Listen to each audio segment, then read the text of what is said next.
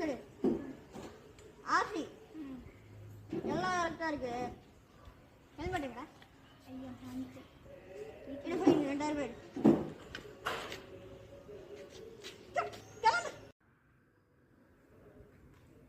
அடுத்து எவன் வந்து மாட்டுவான்?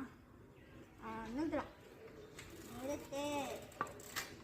Insurance licence